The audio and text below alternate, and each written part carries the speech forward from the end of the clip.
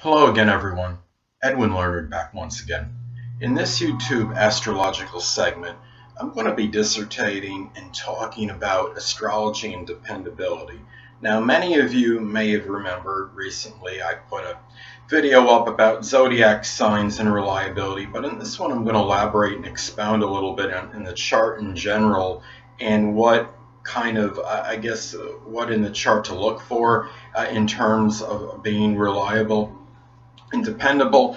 Now, as far as just through the zodiac signs themselves, if somebody has the Earth element emphasized, Taurus, Virgo, and Capricorn, and somebody has a strong preponderance of these planets in any of these signs, or any one or more, or even the Sun, Moon, or Ascendant in one of them, it would show certain reliability.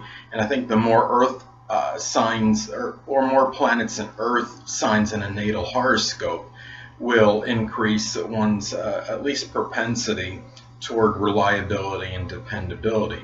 Now, a person can have compensation by house position.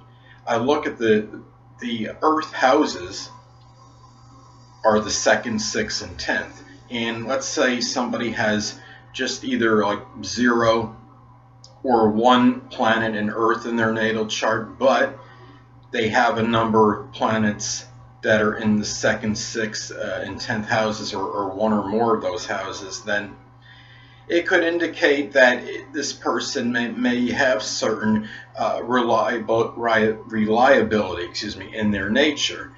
Now, or at least a stronger proclivity for this. Now, it's important to look at the whole chart when doing this. I have a friend that has an Aquarius sun and moon, but her rising sign is Virgo. And if I remember correctly, her chart ruler is in the 6th house, and I think she has 3 planets in the 6th house. So the whole chart has to be factored in and taken into consideration. And she strikes me as somebody that's very punctual and reliable and dependable. An Earth ascendant, you say somebody has no planets in Earth, and they have little or no compensation by house position, but they have an Earth rising sign. This could indicate some strong reliability right there, because, as many of you may know, the ascendant is very dominant, and it's the outer demeanor and projection of self, and this could offset having no other indicators in the chart for reliability. Now, some could argue too that there are some other signs besides Earth that can have certain reliability. The zodiac sign Cancer can have some because of their tenacity and their loyalty, but Cancer is a temperamental sign, and I don't quite put it in that same department as the Earth signs in terms of in terms of the reliability and dependability. Now, fixed signs, including the Taurus, which is an Earth sign, on average, you could have some certain reliability with that, but you got to remember Aquarius is in that mix. Aquarius is a sign, though, despite being fixed, they could be unconventional and unorthodox, and a lot of times they adhere to their own schedule. They could be consistent at being sporadic and inconsistent as far as things with the schedule goes, and I don't see Aquarius as a sign that's necessarily adaptable to a regimented schedule. I see the Earth signs collectively more so with this. And another thing to look at, if you have, let's say, Saturn conjunct your ascendant and or in the 1st house, that is something to look at as well. Or Saturn conjuncts the Sun or Moon. Those are some things to look at, perhaps in terms of reliability and dependability. Now, many of you may know from some previous videos I have made that my ascendant is Taurus, and I have Saturn in the 12th house in Taurus conjunct the ascendant. So those are some things as far as having that reliable, dependable nature. And I see myself as pretty consistent, stable person, and someone, generally speaking, that follows up on what I say I'm going to do.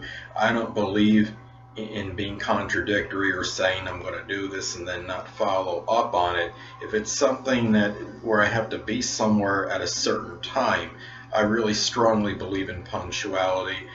I also have the South Node in Virgo, Pluto in Virgo, even though Pluto is an outer generation planet, and I have Saturn in Taurus. So I have some Earth energy there, and I also have 2 planets in the 2nd house, and I have 2 in the 6th house, and there's 1 conjunct from the 5th. So there are some tendencies there which would lean toward the reliability and dependability.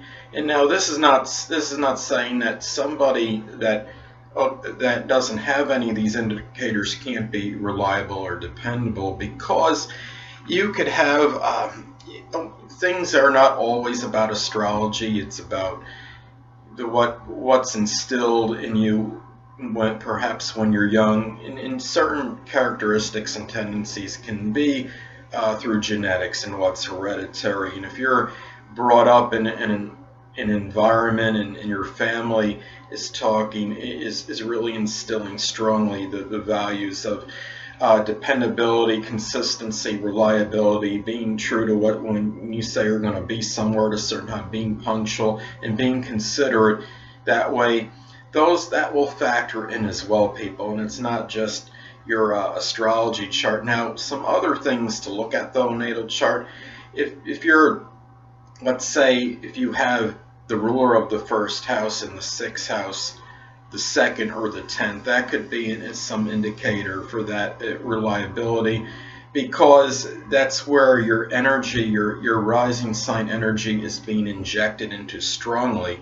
And the 2nd house corresponds with the sign Taurus, the 6th house corresponds with the sign Virgo, and the 10th house does correspond with the sign Capricorn. So those are definitely some things to consider when you're talking about reliability and dependability in one's natal chart. And something else I thought was very interesting, and I have not really looked at charts that extensively in this manner to determine or ascertain how valid this is. This was based on a reading in an astrology magazine a number of years ago, but what it stated was that if you look at the degrees in your horoscope and your planets, and I would say presumably at least the MC and the ascendant as well, and if you look at those degrees and you divide it by the amount of influences, you add up all those degrees, and if it's under 15 degrees, if the result or the average is under 15, that would be somebody that has a propensity to be more early for something. And then if you were to look at it in terms of if the number came to over 15, then you would be more of a procrastinator and not be quite as dependable in being timely or punctual. But I think, and like I said, I don't really remember if it was, what I want to elaborate on, like expound on that as well. I don't remember if you take all the energies and add them up and divide by that number, or they're mainly emphasizing the sun, moon, and ascendant. You could try both. You could take your degrees of the sun, moon, and ascendant and add them up and divide by 3 and see what number you get. Or you could do the whole kit and caboodle, including generational planets, the MC and ascendant. That would be 12, because you'd have 10 planets. You'd have the MC and the ascendant. You'd take all those degrees and add them up and divide by 12 and see what number you get. So those are some things to consider as far as astrology and reliability, dependability.